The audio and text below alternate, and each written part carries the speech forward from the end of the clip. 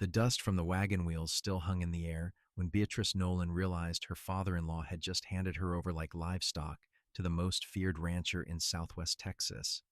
She stood frozen in the scorching August heat of 1878, watching old Thomas Nolan pocket a thick wad of bills while Silas Crowe's cold eyes assessed her like she was nothing more than another head of cattle to add to his vast holdings outside Del Rio. Her husband had been dead barely 3 months, buried after a rattlesnake bite, turned his leg black, and took him in less than a week. And now Thomas had sold her to settle gambling debts she had never known existed until this morning when Crow's men came to collect. Please, Beatrice whispered, her voice cracking as she looked at Thomas, the man who had welcomed her into his family 2 years ago with warm embraces and kind words. Thomas, please do not do this. I can work. I can help with the ranch. I can pay off whatever you owe. Thomas would not meet her eyes. His weathered face, tanned from decades under the Texas sun, remained turned toward the ground as he shook his head. It is done, girl. Silas here has been more than generous. You will have a roof over your head and food in your belly. That is more than I can promise you now. Silas Crowe stepped forward, his massive frame blocking out the sun. He was a man in his 50s with a reputation that stretched from Del Rio to San Antonio. Men spoke his name in hushed tones, and women crossed the street to avoid passing too close to him. His ranch, the Iron Crown, was the largest in the territory, and the rumors about what happened to those who crossed him or failed him were enough to keep most folks compliant and quiet. Come along now, girl, Silas said, his voice like gravel scraping against stone. We have got a long ride ahead, and I do not tolerate dawdling. Beatrice felt her legs move against her will, carrying her toward the waiting wagon where two of Crow's ranch hands sat watching with expressions that made her stomach turn. She was 21 years old, a widow, and now apparently property that could be bought and sold. The injustice of it burned in her chest, but what could she do? She had no money, no family, except Thomas, who had just betrayed her, and no legal standing in a world where women were considered extensions of their male relatives. The journey to the Iron Crown took 6 hours through the harsh landscape of mesquite and prickly pear. Beatrice sat in the back of the wagon, her hands gripping the rough wooden sides until splinters dug into her palms. She tried to pray, tried to think of some way out of this nightmare, but her mind kept circling back to the same terrible truth. She was trapped. The Iron Crown Ranch sprawled across the horizon like a small kingdom. Beatrice could see hundreds of cattle grazing in the distance, several barns and outbuildings, and a large main house that looked more like a fortress than a home. Crow's operation employed at least 40 men from what she could see, and every one of them stopped to watch as the wagon rolled past, their eyes following her with expressions ranging from pity to something far worse. Crowe hauled her off the wagon himself, his grip on her arm tight enough to bruise. You will earn your keep here, he said, dragging her toward a small, dilapidated shack near the main house. You will cook, clean, and do whatever else I tell you to do. You understand me, girl? Beatrice nodded, too frightened to speak. Her whole body trembled as Crowe shoved her into the shack, which contained nothing but a thin mattress on the floor, a bucket, and a small, cracked mirror hanging on the wall. Someone will fetch you for supper preparation in an hour, Crowe said. Do not think about running. We are 20 miles from the nearest town, and my men have orders to bring back anyone who tries to leave without my permission. And girl, they are not gentle when they have to chase someone down. The door slammed shut and Beatrice heard the scrape of something heavy being pushed against it from the outside. She sank onto the mattress and finally let the tears come, great heaving sobs that shook her entire body. How had her life come to this? 2 years ago, she had been happy, in love with Daniel Nolan despite their arranged marriage, excited about building a life together on his father's ranch. Daniel had been kind and gentle. Nothing like his father apparently was beneath the surface. They had talked about having children, about maybe starting their own place someday. Now Daniel was in the ground, and she was a slave in all but name to a monster. The days that followed blurred together in a haze of exhaustion and fear. Beatrice cooked meals for Crowe and his foreman, scrubbed floors until her hands bled, hauled water from the well in the blazing heat, and endured Crowe's constant verbal abuse. He called her useless, stupid, lazy, and worse. He threatened her daily, reminding her that she belonged to him now, and that he could do whatever he wanted with his property. So far, he had not touched her beyond the occasional rough grab or shove, but Beatrice lived in constant terror that his restraint would not last. 3 weeks into her captivity, everything changed when a group of cowboys rode into the Iron Crown looking for work. Crowe's foreman, a mean-spirited man named Dutch, lined them up in the yard while Beatrice hung laundry nearby. She kept her head down, had learned quickly that drawing attention to herself only brought trouble, but she could not help glancing over when she heard a voice that sounded different from the usual rough drawls of Crowe's men. "Name is Nathan Norwood, sir," the voice said, respectful but firm. "I have got experience with cattle drives, horse breaking, and ranch management. Worked for the Miller outfit up in Abilene before heading south."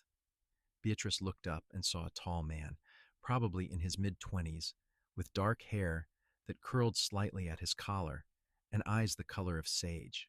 He stood straight despite the obvious fatigue of long travel, and there was something in his bearing that spoke of integrity. When his gaze swept across the yard and landed on her for a brief moment, Beatrice saw his expression shift almost imperceptibly. Recognition, perhaps, or maybe just sympathy for what he clearly recognized as a woman in distress. Crowe hired Nathan and 2 of the other cowboys on the spot. The ranch was gearing up for a major cattle drive to Kansas, and they needed experienced hands.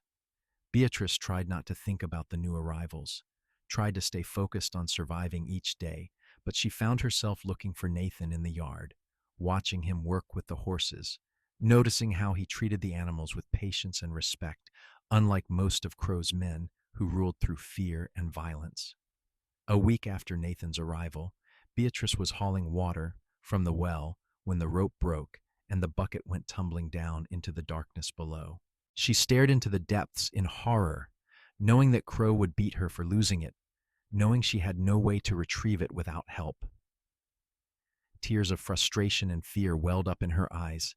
"Madam, are you all right?" Beatrice spun around to find Nathan standing a few feet away, his hat in his hands, and concern written across his face.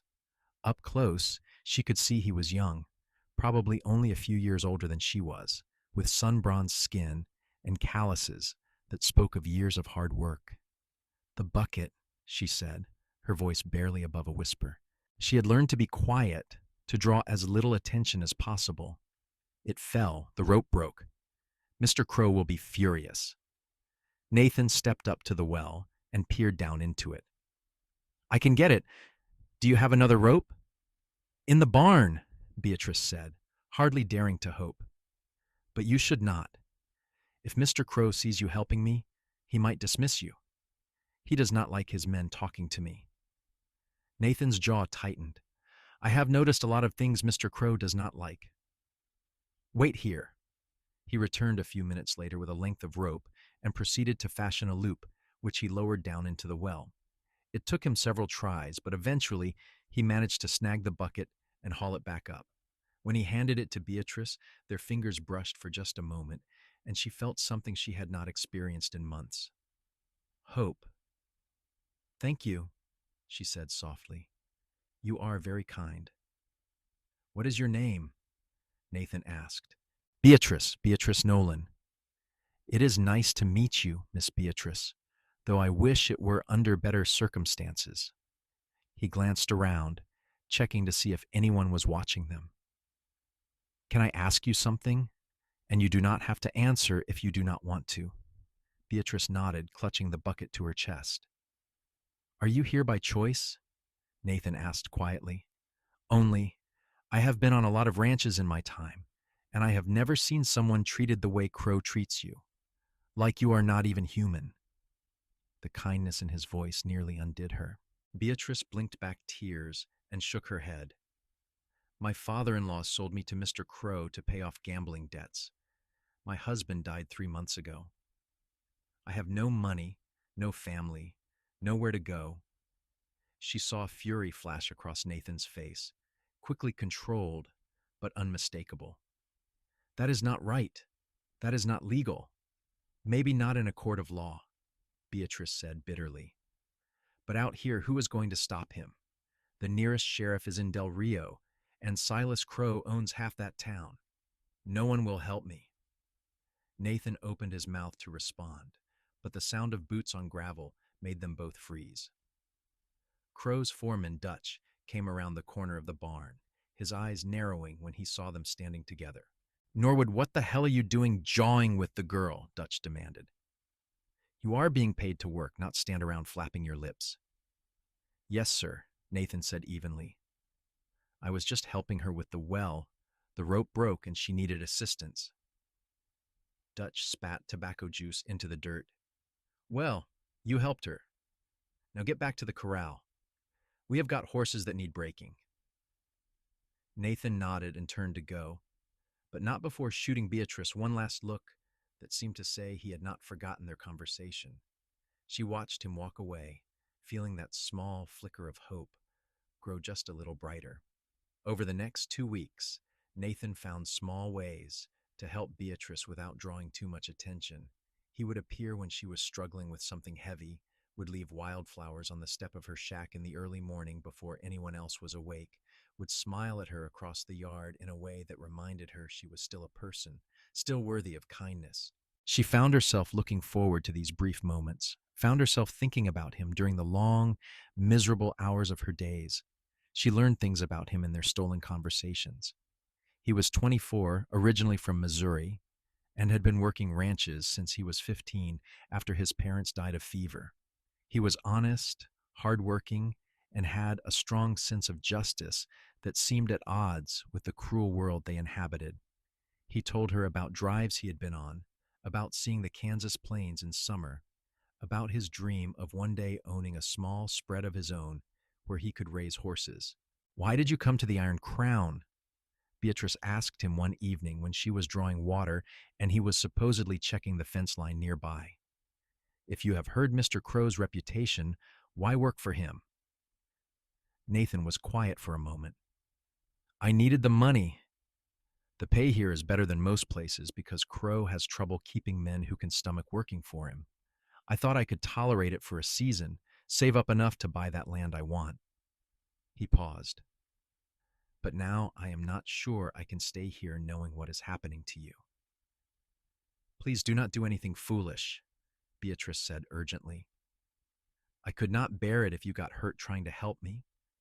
Just having someone to talk to, someone who sees me as human, that is more than I dared hope for. Nathan reached out and gently touched her hand where it rested on the well's edge. You deserve so much more than that. Beatrice, you deserve to be free. You deserve to be happy. The touch lasted only a second before they both pulled away, but Beatrice felt its warmth long after Nathan had returned to his work. That night, lying on her thin mattress in the dark shack, she allowed herself to think thoughts she had not dared consider before. What if there was a way out? What if Nathan could help her escape? What if she could have a life beyond this nightmare? But morning brought harsh reality crashing back. Crowe was in a foul mood, having lost money on a horse race in Del Rio, and he took his anger out on everyone in reach. He slapped Beatrice across the face when breakfast was not ready fast enough, leaving her ear ringing and her cheek burning. When Nathan saw the mark later, and his hands clenched into fists, Beatrice shook her head frantically, silently begging him not to intervene. Confronting Crowe directly would only make things worse for both of them. That night, Nathan lay awake in the bunkhouse, staring at the ceiling while the other ranch hands snored around him. He could not get Beatrice's bruised face out of his mind.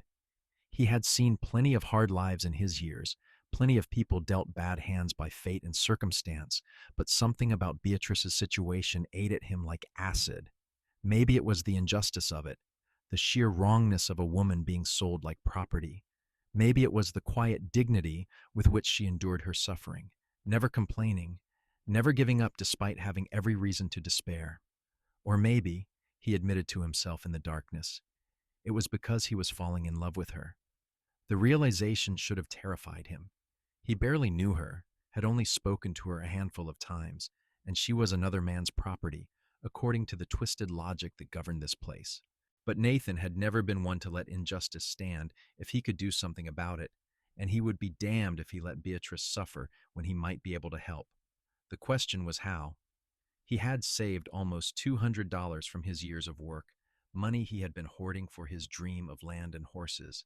It was not a fortune, but it was everything he had. Could he buy Beatrice's freedom? Would Crowe even consider selling her? And if so, what price would he demand? Nathan spent the next 3 days gathering information, carefully, cautiously. He listened to the other ranch hands talk, paid attention to Crowe's business dealings, tried to understand the monster's mind. What he learned was not encouraging. Crowe did not seem to have any particular attachment to Beatrice, but he enjoyed having power over her, enjoyed making her suffer. Men like that did not give up their toys easily. But Nathan also learned that Crowe was heading to Del Rio in a week for a major cattle auction, and he would be taking several of his men with him. The ranch would be less guarded than usual. Maybe, Nathan thought, maybe that would be the time to help Beatrice escape. They could run, head north to Kansas or even Colorado, get far enough away that Crowe would never find them. He was mulling over this plan, trying to work out the details, when everything changed in a way he never anticipated. It was a Saturday evening, and some of the ranch hands had been drinking heavily after a long week. Crowe was away in Del Rio overnight, and with the cat away, the mice felt emboldened. Nathan was in the barn, checking on a mare with a swollen hock, when he heard shouting from the yard. He stepped out to see 4 of Crowe's men, all drunk, surrounding Beatrice near the well. "Come on, sweetheart," one of them slurred, reaching for her. "Old Silas is not here to protect you.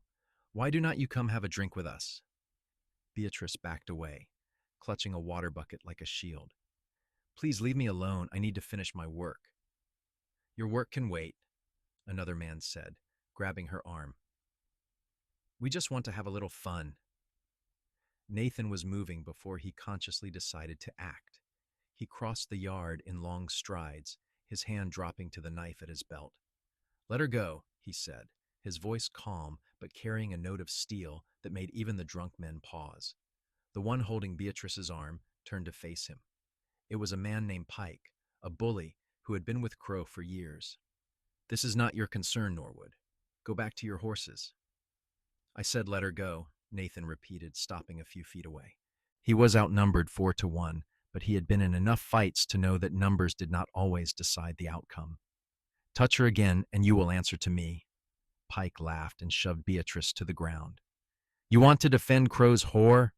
Fine. Let us see what you got, new blood." Pike came at Nathan with a wild swing, telegraphed and sloppy from the alcohol. Nathan dodged easily and landed a hard right cross to Pike's jaw that sent him staggering.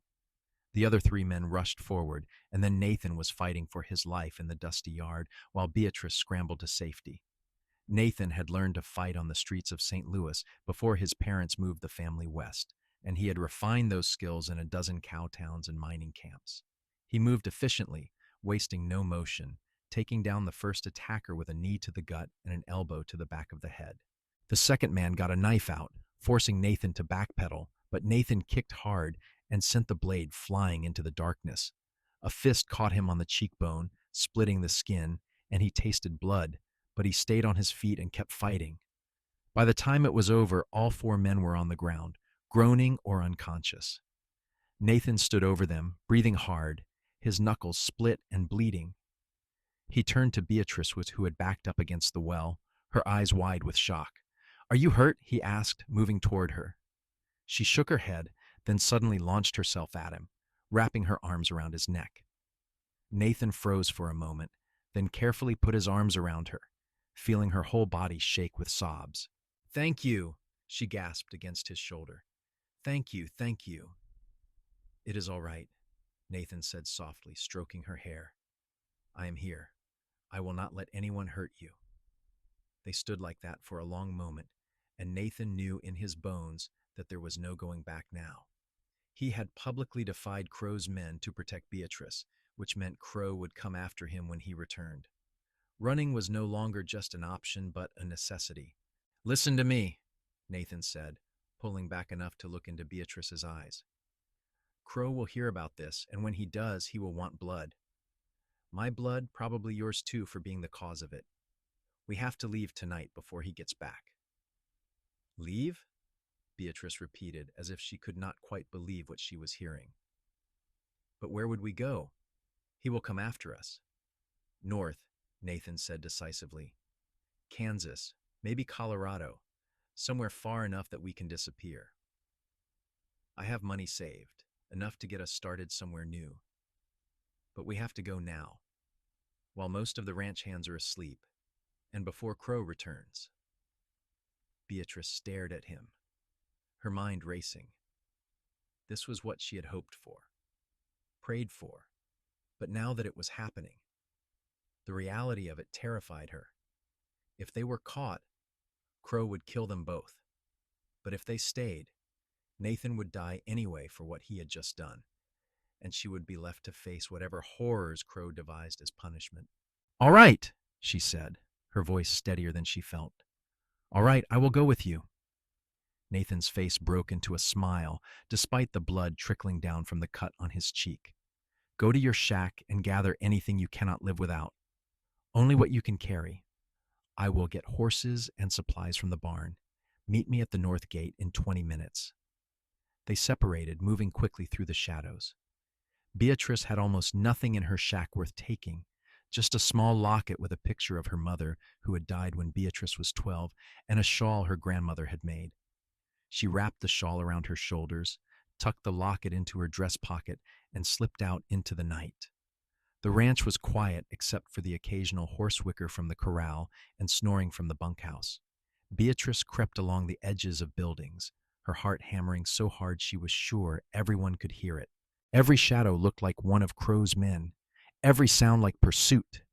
She reached the north gate to find Nathan already there with 2 horses saddled and a pack filled with supplies tied to his mount.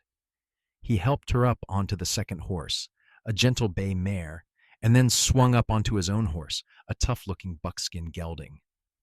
"Ready?" he asked quietly. Beatrice nodded, not trusting her voice. Nathan reached over and squeezed her hand briefly, then turned his horse north and urged it into a quiet walk. They moved slowly until they were out of sight of the ranch buildings. Then Nathan kicked his horse into a lope, and they raced across the dark prairie under a sky full of stars. They rode hard for 3 hours, stopping only briefly to rest the horses. Nathan kept checking behind them, watching for signs of pursuit, but the darkness remained empty. As dawn began to lighten the eastern horizon, he finally slowed the pace and pointed toward a line of trees in the distance. "There is a creek there," he said. "We can water the horses and rest for a bit. We need to keep moving, but we also need to be smart about it. Cannot afford to founder these animals."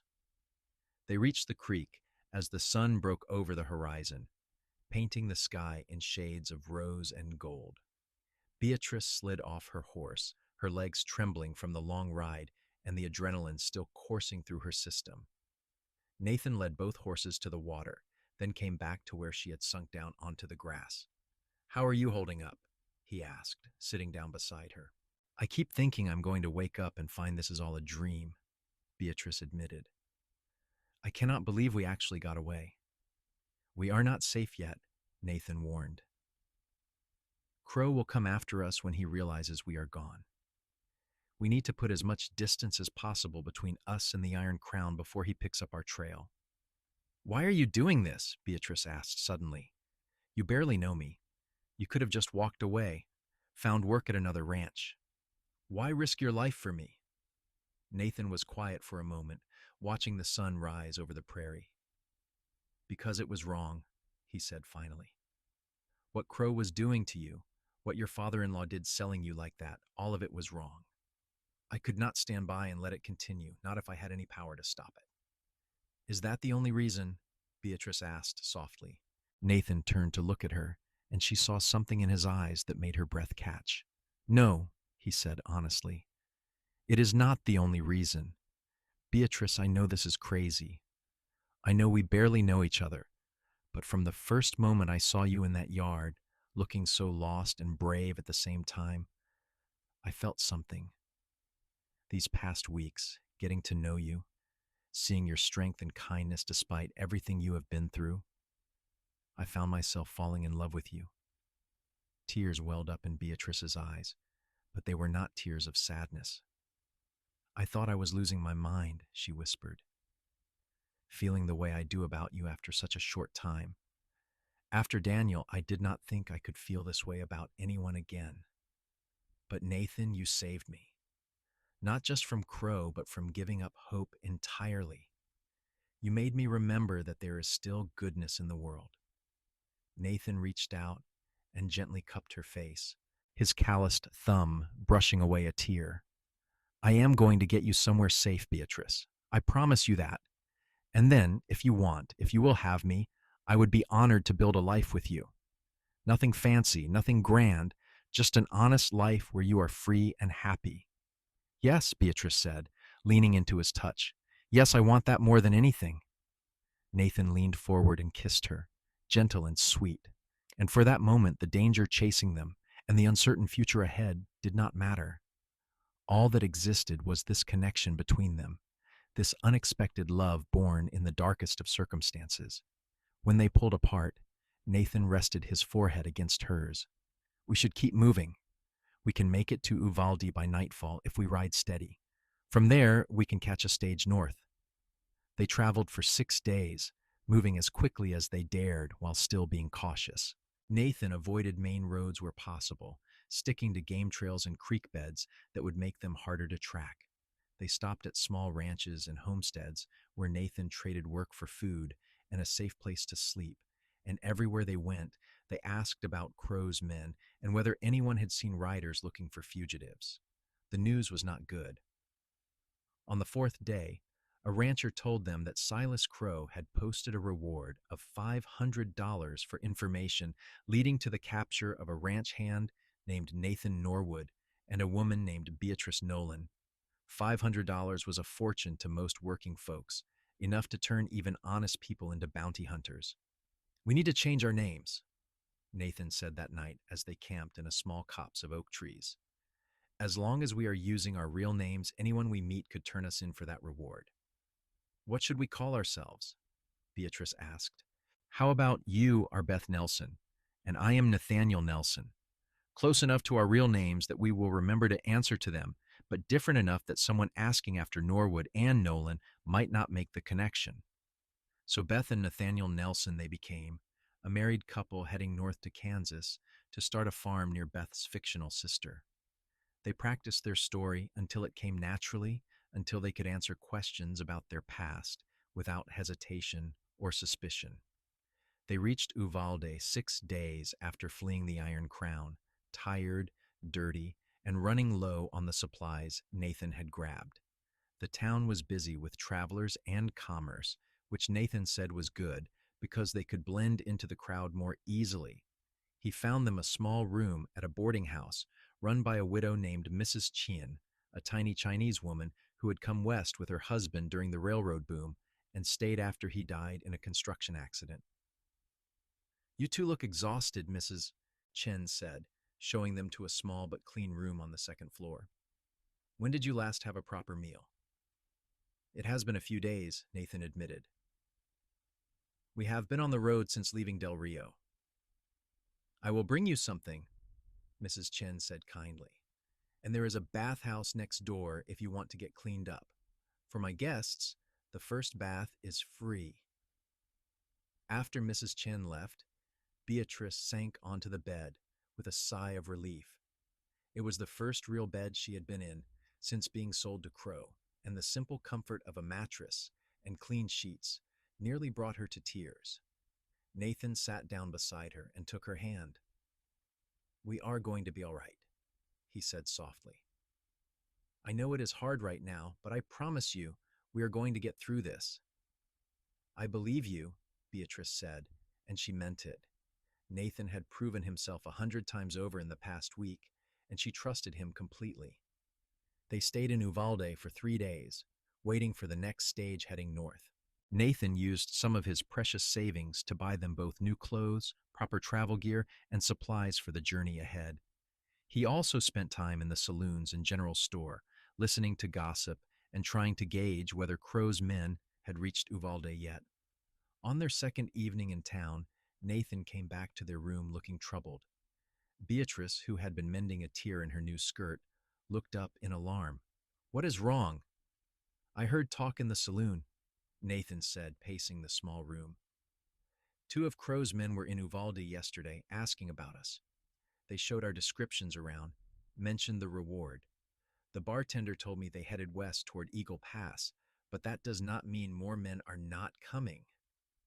"What do we do?" Beatrice asked, setting aside her sewing. Nathan stopped pacing and turned to face her. "The stage leaves tomorrow morning for San Antonio. From there, we can head to Austin and then north into Kansas. But Beatrice, I need you to understand something. That stage is going to cost us a good chunk of what I have saved. By the time we reach Kansas, we will have maybe $50 left to our name. That is not enough to buy land. We will have to work, save up all over again. It could be years before we have our own place."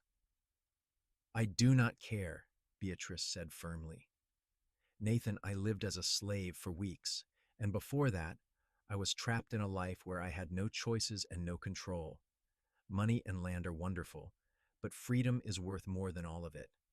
As long as we have each other and we are free, I can live with anything else." Nathan crossed the room and pulled her into his arms. "How did I get so lucky finding you?" he murmured into her hair. "I think I am the lucky one," Beatrice said, holding him tight. The next morning, they boarded the stage for San Antonio. It was crowded, hot, and uncomfortable, but Beatrice did not complain. She sat pressed against Nathan's side, watching the Texas landscape roll past the window, and thought about the future. For the first time in months, she let herself imagine good things. A little house somewhere, maybe with a garden where she could grow vegetables and flowers. Children eventually, if they were blessed. A life built on love and mutual respect, not ownership and fear. They reached San Antonio without incident and transferred to another stage heading north. The journey through Texas seemed to take forever, but finally they crossed into Oklahoma territory and then into Kansas. The landscape changed as they traveled, the harsh scrubland giving way to rolling plains covered in tall grass that swayed like waves in the wind. It was late September when they finally arrived in El Dorado, Kansas, a booming cattle town in Butler County. Nathan chose it because it was far from Texas, because it was big enough that two more newcomers would not attract much attention, and because there were opportunities for work. The town was full of saloons, hotels, supply stores, and businesses catering to the cattle trade. Nathan used some of their remaining money to rent a small cabin on the outskirts of town. It was just 2 rooms with a leaky roof and a door that did not close quite right, but to Beatrice, it looked like a palace. It was theirs, a place where they could be safe and start building a real life together. "It is not much," Nathan said apologetically as they stood in the main room, looking at the bare walls and dusty floor. "It is perfect," Beatrice said, turning to smile at him. "It is ours, and that makes it perfect." Nathan found work quickly at a ranch outside town, breaking horses and helping with the fall roundup. The pay was decent, and the rancher, a gruff but fair man named Henry Dawson, did not ask too many questions about Nathan's past.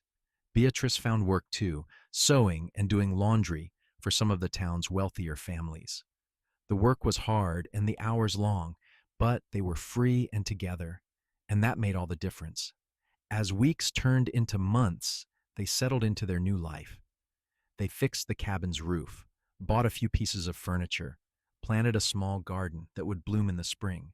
They made friends with their neighbors, attended church on Sundays, and slowly began to feel like they belonged in El Dorado. But the shadow of Silas Crowe never quite left them. Nathan kept a rifle loaded by the door and a pistol under his pillow.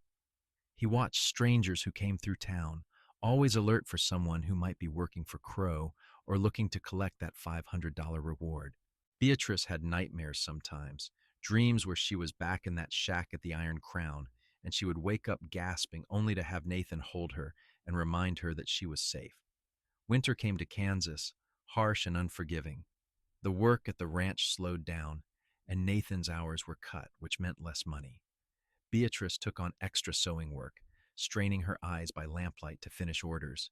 They were getting by, but just barely, and the dream of their own land seemed farther away than ever. It was a cold January evening, nearly 4 months after their arrival in El Dorado, when everything changed again.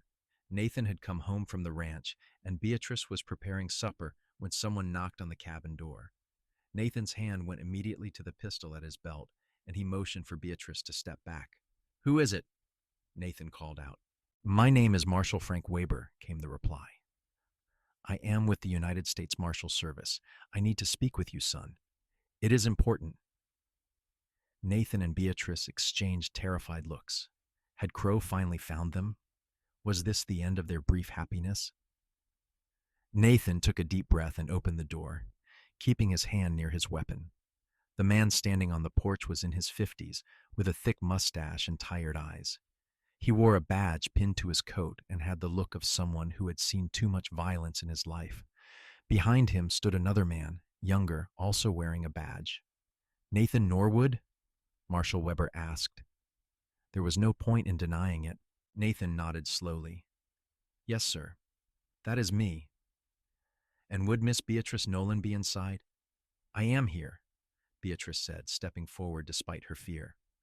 "What is this about, Marshal?" Weber glanced at his companion, then back at Nathan. "Can we come in? This is a conversation better had in private." Nathan stepped aside reluctantly, and the two marshals entered the cabin. Weber looked around, taking in the sparse furnishings and the humble surroundings, and something like sympathy crossed his face. "I will get right to it," Weber said. "We have been tracking you two since you left Del Rio. Silas Crowe filed a complaint claiming you stole his property, meaning Miss Nolan here, and that you assaulted 4 of his ranch hands in the commission of that theft." Beatrice felt the world tilt sickeningly.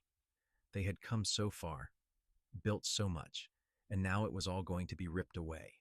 "Before you say anything," Weber continued, holding up a hand, "let me finish.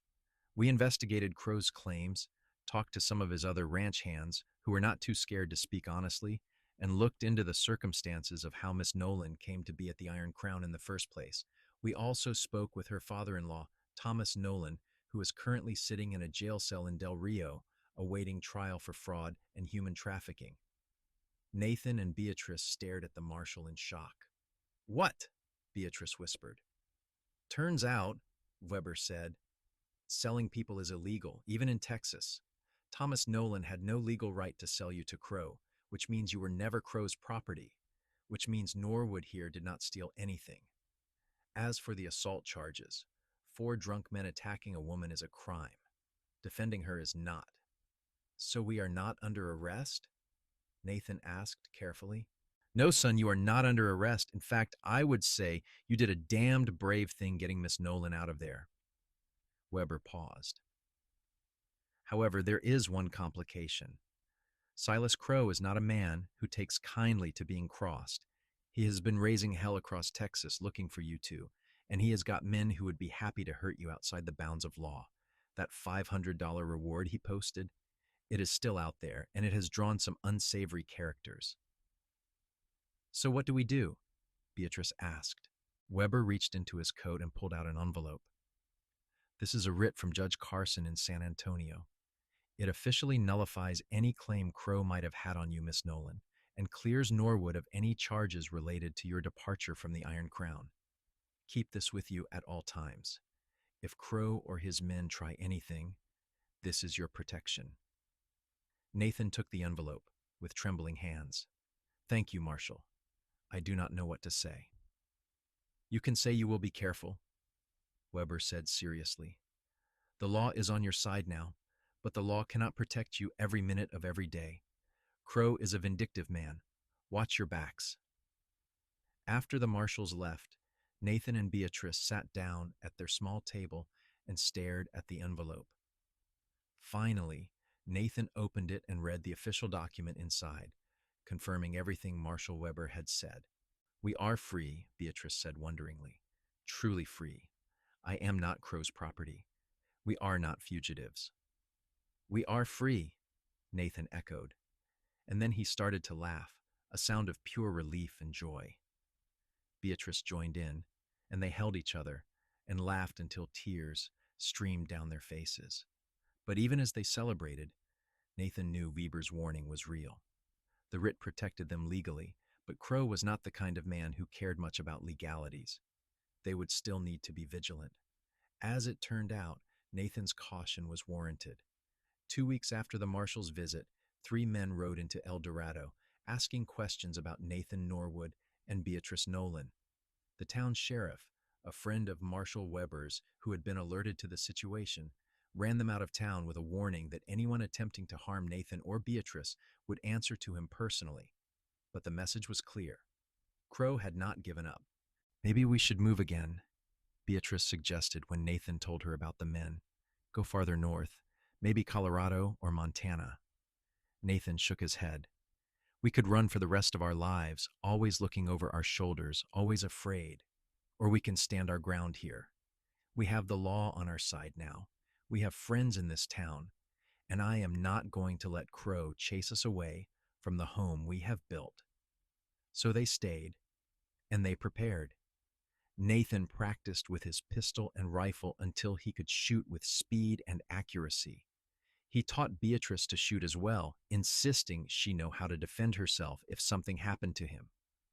They varied their routes and schedules, making themselves harder to predict, and they waited, knowing that eventually Crowe would make a move. The confrontation came on a warm spring evening in April of 1879, nearly a year after they had fled the Iron Crown. Nathan was walking home from the Dawson Ranch when 4 riders intercepted him on the road outside town.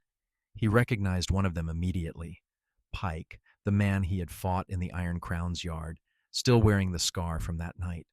"Hello, Norwood," Pike said, his hand resting on the pistol at his hip. "Mr. Crowe sends his regards." Nathan stopped walking, his mind racing. He was outnumbered and outgunned. If he went for his weapon, he would likely die. But if he did nothing, they would kill him anyway. "Whatever Crowe is paying you," Nathan said calmly, "it is not worth it. I have a writ from a federal judge clearing me of any charges. You touch me, you will hang." "We are not planning to touch you," another man said, and Nathan recognized him as one of Crowe's foremen. "Mr. Crowe just wants to talk. He has got a business proposition for you." Nathan doubted that, but he also knew that 4 against 1 was bad odds for a shootout. "Fine," he said, "let us talk." They rode to an old abandoned barn about a mile outside town. Inside, sitting on a hay bale like he owned the world, was Silas Crowe himself. He looked older than Nathan remembered, more lines on his face and gray in his hair, but his eyes were just as cold and cruel. "Norwood," Crowe said, standing up. "It has been a long time." "Not long enough," Nathan replied, his hand near his pistol. Crowe chuckled. "I like your spirit, boy. You have got courage. I will give you that. Not many men would cross me the way you did, and live to tell about it. What do you want, Crowe?" "What do I want?" Crowe's smile disappeared. "I want what you took from me. That girl was mine, bought and paid for. You had no right to interfere." "She was never yours," Nathan said flatly. "She is a human being, not property. And even if she had been property, Thomas Nolan had no legal right to sell her. The law has cleared this up. It is over." "The law," Crowe spat. "The law is whatever I say it is on my land. But you are right about one thing, Norwood. It is over. I am a practical man, and I can see when I have lost a hand. So here is my offer. You give me $2,000 for the trouble you caused me, for the humiliation of having my property stolen right out from under me, and I will let this whole thing go. No more hunting you, no more men coming after you. You and the girl can live in peace." Nathan laughed, though there was no humor in it. $2,000? I do not have $2,000. I barely have $20 to my name. Then you will work for it, Crowe said. Come back to the Iron Crown. Work for me for 2 years at top wages, and we will call your debt paid. You must think I am stupid, Nathan said. I go back to your ranch. I will never leave again. You will work me to death or kill me outright. And what happens to Beatrice while I am gone? You expect me to believe you will leave her alone? Crowe shrugged. Bring her with you. She can work in the house like she did before. So we go back to being your slaves. No. Crowe's face darkened. Then you leave me no choice, boy. I tried to be reasonable, tried to give you a way out. But if you will not pay your debt, I will take payment in blood. The 4 men with Crowe drew their guns. Nathan's hand went to his pistol, knowing he was about to die but determined to take at least one of them with him. But before anyone could fire, a voice rang out from the barn's entrance. Federal Marshal, drop your weapons! Everyone froze. Marshal Weber stepped into the barn, his rifle trained on Crowe, and behind him were the town sheriff and 3 deputies, all armed. Nathan had never been so happy to see anyone in his life. How did you... Nathan started. Your lady is smart, Weber said, not taking his eyes off Crowe. When you did not come home at your usual time, she got worried and came to find me. We have been following you for the past hour. Crowe glared at Nathan with pure hatred. This is not over. Yes, it is, Weber said firmly. Silas Crowe, you are under arrest for attempted murder, kidnapping, and conspiracy to commit murder. Your men are under arrest as accessories. Sheriff, if you would be so kind. The sheriff and his deputies moved forward, disarming Crowe's men and putting them in shackles. Crowe did not resist, but the look he gave Nathan promised death. You think you won? Crowe hissed as the sheriff cuffed him. You think this is over? I have got lawyers, boy. I have got friends. I will be out before you know it, and when I am coming for you and that girl. No, you will not, Weber said. We have been building a case against you for months, Crowe. Human trafficking, extortion, murder. We have got witnesses ready to testify, including several of your former ranch hands. You are going to prison for a very long time. As the lawman led Crowe and his men away, Nathan sank down onto a hay bale, his legs suddenly weak. Marshal Weber stayed behind, watching him with a mixture of sympathy and approval. That was close, son, Weber said quietly. Too close, Nathan agreed. Marshal, how did you know to be in town today? I did not, Weber admitted. I have been keeping tabs on Crowe, and when I heard he had left the Iron Crown with some of his men, I figured he might be heading this way. Decided to come to El Dorado and warn you, maybe offer some extra protection. Turned out my timing was good. I owe you my life, Nathan said, and Beatrice's too. You do not owe me anything, Weber said. You did the right thing helping that girl, and I am just doing my job making sure the law protects good people from bad ones. Though I will say, you might want to think about actually marrying Miss Nolan if you have not already. Might make things simpler going forward. Nathan felt his face heat. We have been living as husband and wife, but no, we have not actually married. Things have been so chaotic, and we did not have the money for a proper wedding. The preacher in town does not charge for his services, Weber said with a smile. Just a thought. Now come on, let us get you back to town. Your lady is worried sick.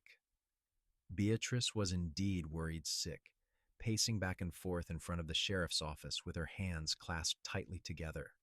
When she saw Nathan riding up with Marshal Weber and the others, she ran to him, and Nathan barely had time to dismount before she threw herself into his arms. Are you hurt? She asked frantically, running her hands over his chest and arms like she could not quite believe he was whole. I was so scared. When you did not come home, I thought Crowe had killed you. I am fine, Nathan assured her, holding her tight. Thanks to you and Marshal Weber.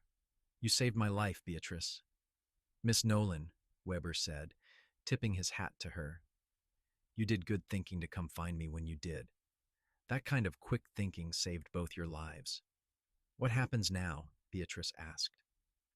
Is Crowe really going to prison? If I have anything to say about it, yes, Weber said. We have got him and his men locked up in Del Rio awaiting trial. With the evidence we have and the witnesses willing to testify, he should be going away for at least 20 years, maybe longer.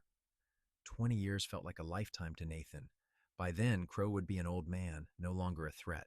For the first time since fleeing the Iron Crown, Nathan allowed himself to believe they might actually be safe. That night, lying in bed with Beatrice curled against his side, Nathan brought up Marshal Weber's suggestion. He said we should get married. Properly married, I mean, not just living together and calling ourselves husband and wife. Beatrice propped herself up on one elbow to look at him. Are you proposing to me, Nathan Norwood? I guess I am, Nathan said, smiling up at her. Beatrice Nolan, would you do me the honor of becoming my wife? I know I cannot offer you much right now.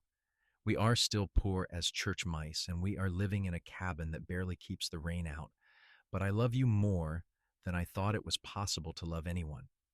I will spend the rest of my life trying to make you happy and keep you safe. Yes, Beatrice said, her eyes shining with tears. Yes, Nathan, I will marry you. I would marry you if we were living in a palace or a cave.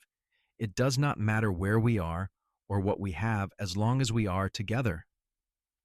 They were married the following Sunday at the small church in El Dorado.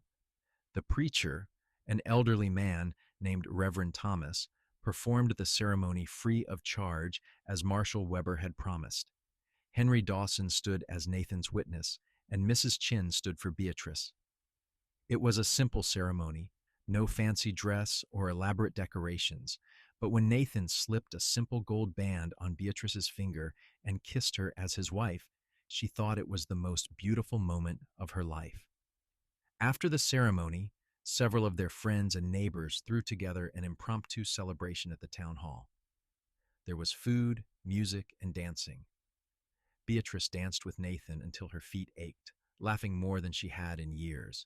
Looking around at the friendly faces of the people who had welcomed them into their community, she felt overwhelmed with gratitude. A year ago, she had been a slave in all but name, owned by a cruel man, and with no hope for the future. Now she was free, married to a good man, and surrounded by people who cared about her. Happy? Nathan asked, spinning her around the dance floor. Happier than I ever thought I could be, Beatrice said honestly. Life settled into a comfortable rhythm after that. Nathan continued working for Henry Dawson, who promoted him to foreman the following year with a significant raise in wages. Beatrice's sewing business grew as more people in town came to appreciate her skill with a needle. They saved every penny they could, still dreaming of that piece of land where they could build something of their own. 2 years after their marriage, in the summer of 1881, they finally had enough saved to make an offer on a small homestead about 5 miles outside El Dorado. It was 80 acres of good grassland with a creek running through it, a small house that needed work, and a barn that was more holes than walls. To Nathan and Beatrice, it was paradise. They moved in on a bright June morning with help from Henry Dawson and several of their neighbors. The house was just 3 rooms, but it was theirs, truly theirs, with a deed in their name and no one who could take it away. Nathan built new furniture while Beatrice planted a garden. They bought 2 cows, some chickens, and a pig. It was not much, but it was a start. That winter, Beatrice discovered she was pregnant. The news filled Nathan with a joy so profound he could barely speak.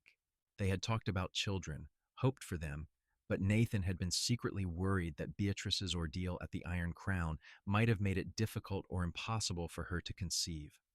Knowing that they were going to have a baby felt like the final piece of their new life falling into place. Their son was born on a cold March morning in 1882. Nathan delivered him himself with help from Mrs. Chin, who had become like a mother to Beatrice. When Nathan placed the squalling, red-faced infant in Beatrice's arms, she wept with happiness. "What should we name him?" Nathan asked, gazing down at his son with wonder. Daniel, Beatrice said softly, after my first husband.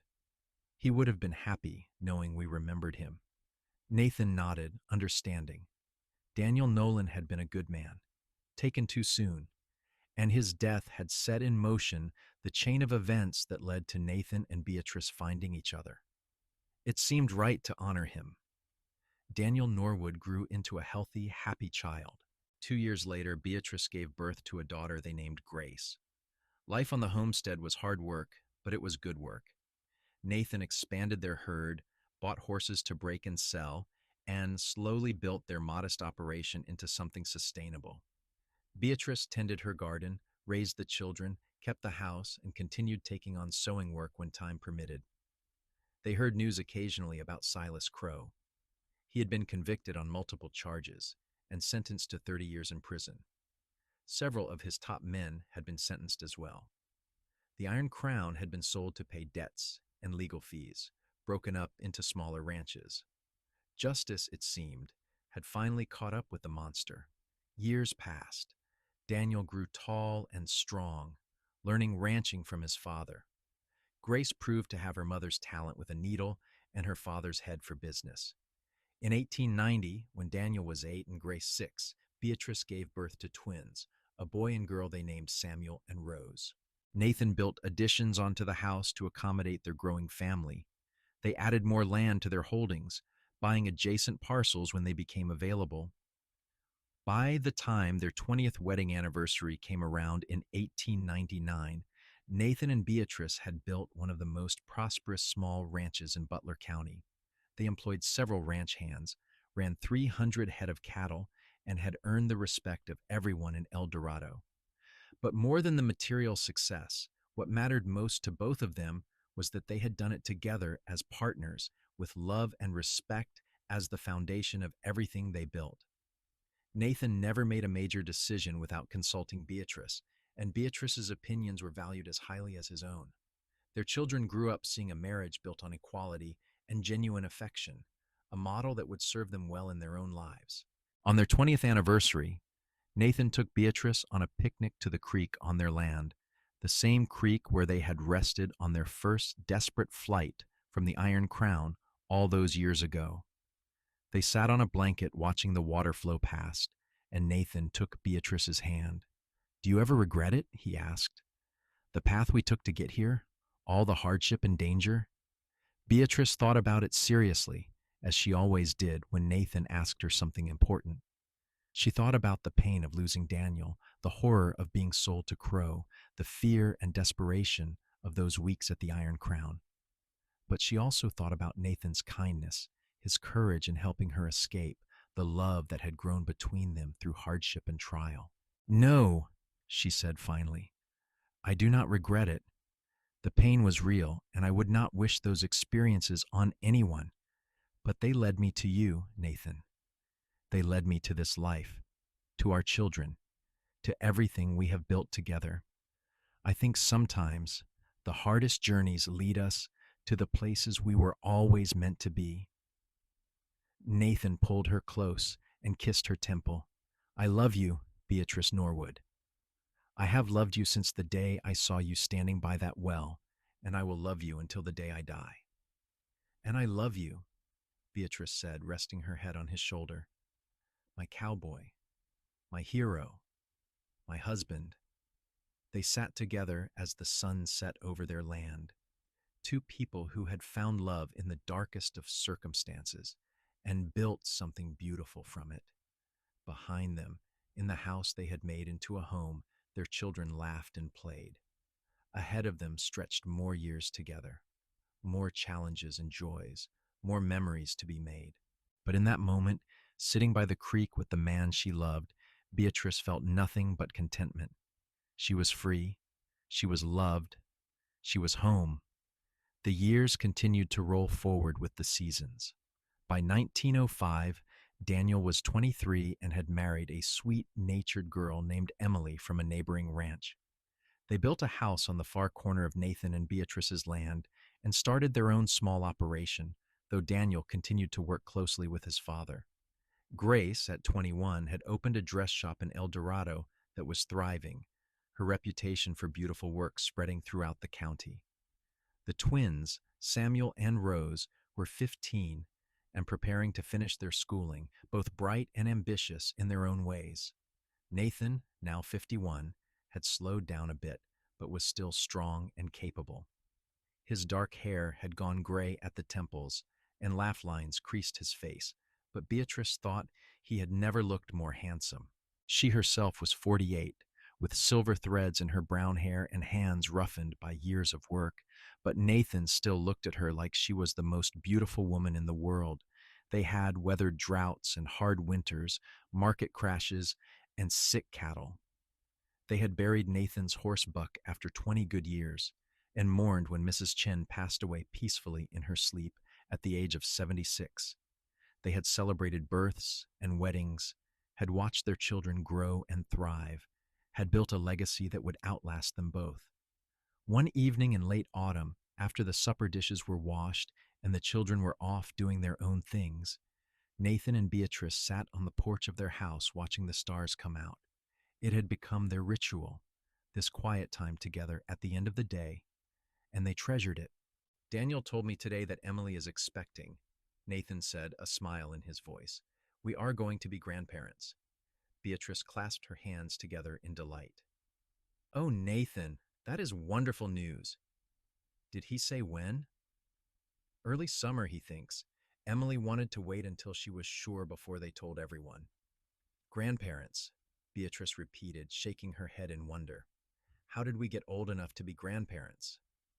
"I do not feel old when I am with you," Nathan said, reaching over to take her hand. "You still make my heart race like I am 20 years old again." "Flatterer," Beatrice said, but she squeezed his hand affectionately. "Though I must admit, you still have that effect on me, too. I see you working with the horses, and I remember that young cowboy who risked everything to save me." "Best decision I ever made," Nathan said seriously. "Every good thing in my life came from that choice. You, our children, this ranch, all of it. If I could go back and do it again, knowing how hard it would be, I would not change a thing." They sat in comfortable silence for a while, listening to the night sounds of the ranch. In the distance, a cow lowed softly. Somewhere an owl hooted. The wind rustled through the grass with a sound like whispered secrets. "Do you think about him anymore?" Nathan asked quietly. "Crowe?" Beatrice was surprised by the question. They rarely spoke of Silas Crowe these days. "Sometimes," she admitted. "Not often, but occasionally I will see something or hear something that reminds me of that time. But it does not haunt me the way it used to. Those memories have lost their power to hurt me. What about you?" "Same," Nathan said. "I heard he died about 5 years ago. Prison consumption, someone said. I felt nothing when I heard it. No satisfaction or vindication. Just a kind of distant relief that he was truly gone from the world." "It is strange," Beatrice mused. "That man caused us so much pain, and yet in a way we owe him our happiness. If he had not been who he was, if things had not happened the way they did, we might never have found each other." "I prefer to think we would have found each other somehow," Nathan said. "Maybe not in this life, but in some other way. I think some people are meant to be together, and the universe finds a way to make it happen." "When did you become such a romantic?" Beatrice teased. "I have always been a romantic," Nathan protested. "I just hide it well under this gruff cowboy exterior." They laughed together, the sound floating out over the prairie. Daniel's son would be born the following June, a healthy boy they named Nathan after his grandfather. Grace would marry a banker from Wichita in 1907 and move to the city, though she visited often. Samuel would take over more of the ranch operations as Nathan gradually stepped back, proving to have his father's skill with horses and his mother's business sense. Rose would become a teacher, educating the children of El Dorado and the surrounding ranches. Nathan and Beatrice would live to see 5 grandchildren and 2 great-grandchildren. They would celebrate 50 years of marriage in 1919, surrounded by family and friends who marveled at the love that still shone so clearly between them. They would face the Spanish flu pandemic, the First World War, and all the other challenges the 20th century brought, but they would face them together, always together. When Nathan died peacefully in his sleep in 1923 at the age of 69, Beatrice felt like half of her soul had been torn away. But she did not fall apart. She was made of stronger stuff than that, tempered by the fires she had survived in her youth. She lived 3 more years, long enough to see Samuel's children married, long enough to know that the legacy she and Nathan had built would continue into the next generation. On a warm spring day in 1926, Beatrice passed away quietly in the house Nathan had built for her, surrounded by children and grandchildren. Her last words were of Nathan, her cowboy, her love, the man who had given her back her freedom and shown her what true love looked like. They buried her beside Nathan on a hill overlooking their ranch, under a large oak tree they had planted together 40 years earlier. The stone marker was simple, bearing both their names and a single inscription that Samuel had chosen. Together, forever. But their story did not end with their deaths. It lived on in their descendants, in the ranch that bore their name, in the town of El Dorado, where people still told tales of the cowboy who had defied one of the cruelest ranchers in Texas to save the woman he loved. It lived on in the values they had instilled in their children: courage, integrity, the importance of standing up for what is right, even when it is dangerous, and the transformative power of love. Years later, when Daniel's grandchildren asked him to tell them about their great-great-grandparents, he would sit them down and recount the story. He would tell them about a time when women could be bought and sold, when justice was not always easily found, and when loving someone meant risking everything. He would tell them about Nathan's courage and Beatrice's strength, about how they had built something beautiful from the ashes of tragedy. And always, always, he would end the story the same way. They loved each other until their last breaths. And if you believe in such things, they are probably still together somewhere, watching over all of us. Remember their story, children. Remember that love is worth fighting for, that freedom is precious, and that sometimes the greatest heroes are ordinary people who do extraordinary things when faced with injustice. The children would listen with wide eyes, imagining the wild west of their ancestors, the dangerous journey across Texas, the confrontation with the evil rancher.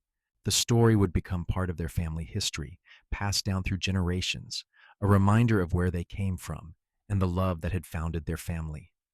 And in that way, Nathan and Beatrice's love story became eternal, a flame that would never die as long as there were people to remember it and tell it.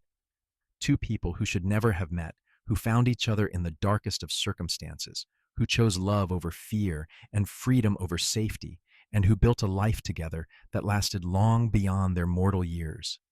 It was a love story for the ages, born in the Wild West of 1878, nurtured through hardship and danger, and blossoming into something that would inspire generations.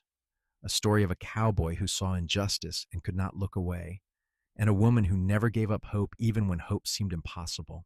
Together, they proved that love could conquer even the darkest circumstances, that two people committed to each other could overcome any obstacle, and that the choices we make in the face of evil define who we are and who we will become. Their story was complete, a closed circle of love and life, beginning with tragedy and ending with triumph, marked by courage and perseverance, and an unshakable devotion that transcended death itself. Nathan and Beatrice Norwood had lived, loved, built, and left behind a legacy that would echo through time, a testament to the enduring power of love in even the harshest of worlds.